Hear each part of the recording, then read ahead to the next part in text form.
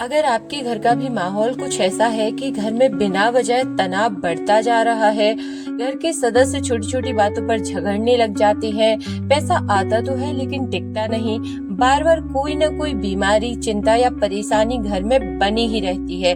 अगर ऐसा है तो घबराने की जरूरत बिल्कुल नहीं है। सनातन धर्म और आध्यात्मिक ग्रंथों के अनुसार कुछ ऐसी ऊर्जाएं और परिस्थितियां होती हैं जो घर के वातावरण को प्रभावित करती हैं।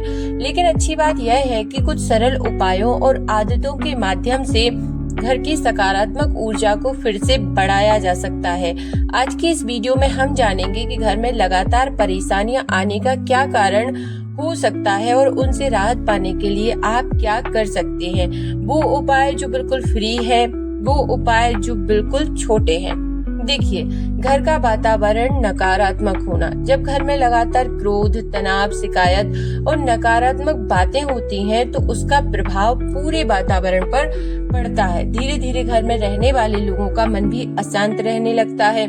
कई बार समस्या बाहर की नहीं बल्कि घर के माहौल से शुरू होती है। इसलिए कोशिश करें कि दिन की शुरुआत हर व्यक्ति अच्छे विचारों और ईश्वर के स्मरण से करे। अब हर किसी को तो नहीं बदल सकते, घर के हर फैमिली मेंबर्स को आप नहीं बदल सकते, लेकिन यदि आप ये वीडियो देख रहे हैं तो आप सबके लिए अफर्मेशन रेडी कर सकते हैं कि मेरे घर का प्रत्येक सदस्य सकारात्मक ऊर्जा से भरा हुआ है। आप जो लोग पानी पीते हैं उस पानी को चार्ज कर सकते हैं और कह सकते हैं कि इस घर में रहने वाला प्रत्येक व्यक्ति सकारात्मक सोच और अच्छे विचारों वाला है। दूसरा है पूजा पाठ और आध्यात्मिकता से दूरी।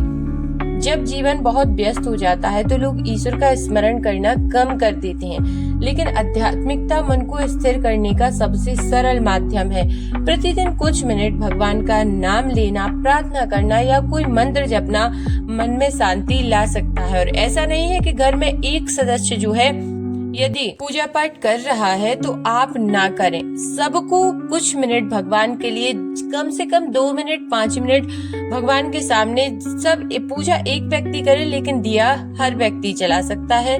2 मिनट खड़े होके कोई मंत्र जाप मंदिर में हर व्यक्ति, घर का प्रत्येक सदस्य कर सकता है। तो ऐसा सभी रूटीन बनाइए कि घर के बच्चे तक ऐसा करें। सूर्य भगवान को जल दें, शिवलिंग पर जल अर्पित करें। ऐसा घर के छोटे बच्चों को तक ऐसा सिखाया जाना चाहिए। घर में अनावश्यक वस्तुओं का ढेर।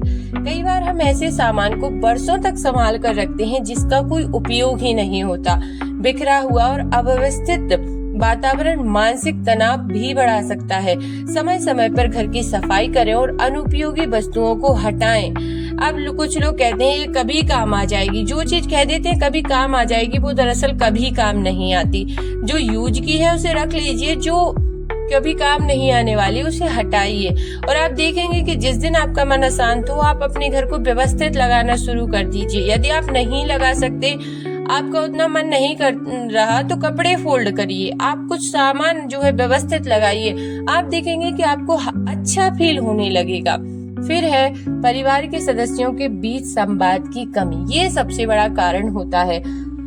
कई परेशानियां केवल इसलिए बढ़ जाती हैं क्योंकि लोग एक दूसरे की बात सुनना बंद कर देते हैं। अगर घर में कोई नाराज है तो उससे शांत मन से बात करें। कभी कभी एक छोटी सी बातचीत बड़े विवाद को खत्म कर सकती है।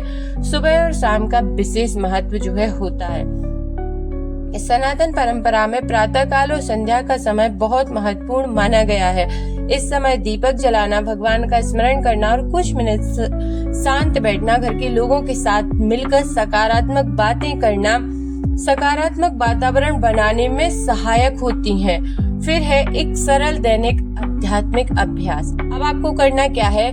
सुबह उठकर भगवान का स्मरण आपको स्वयं के लिए, यदि आप ये वीडियो सुन रहे हैं, वो करना है। फिर उसके बाद घर में आपको, यदि आप नहीं कर सकते तो ठीक है, बट ऐसा करिए कि घर में साफ सफाई का माहौल रखें। शाम को दीपक जलाएं, कुछ मिनट प्रार्थना अपने लिए और घर के सदस्यों के लिए भी करें। किसी भी व्यक्ति के प्रति द्वेष या कटुता कम रखने का प्रयास करें। जरूरतमंदों की सहायता करें। फिर महत्वपूर्ण बात, देखिए, जीवन में कठिन समय हर व्यक्ति के जीवन में आता है, लेकिन हर परेशानी का कारण कोई रहस्यमय शक्ति हो ऐसा जरूरी नहीं। कई समस्याओं का समाधान अच्छे संवाद, सही निर्णय, स्वास्थ्य का ध्यान रखने और सकारात्मक सोच से भी हो जाता है। आध्यात्मिक चुनौतियां हमें जो है जीवन में जो है आध्यात्मिकता हमें चुनौतियों का सामना करने की शक्ति देती है। और यदि आप आध्यात्मिकता का सहारा लेते हैं, सकारात्मक वाक्यों को घर में बोलते हैं और सबके प्रति यदि आप अफर्मेशन बोलते हैं कि मेरे घर में रहने वाला प्रत्येक व्यक्ति सकारात्मक सोच के साथ अपने जीवन को व्यतीत कर रहा है, घर में बहुत अच्छा माहौल है। यदि आप 21 डेज ऐसी कुछ अफर्मेशन लिखेंगे तो आप देखेंगे कि घर का माहौल धीरे धीरे बदलने लगेगा। आई होप आप इस माहौल से ना घबराएं और अपने घर के माहौल को बहुत अच्छा बनाने का निरंतर प्रयास करते रहें, क्योंकि घर में रहने वाला प्रत्येक सदस्य आपका अपना है और अपनों का ख्याल रखना आपकी बहुत ही महत्वपूर्ण जिम्मेदारी। तो वीडियो यदि पसंद आई हो तो लाइक कीजिए और शेयर कर दीजिए घर के हर सदस्य के साथ। कमेंट में लिखिए हर हर महादेव।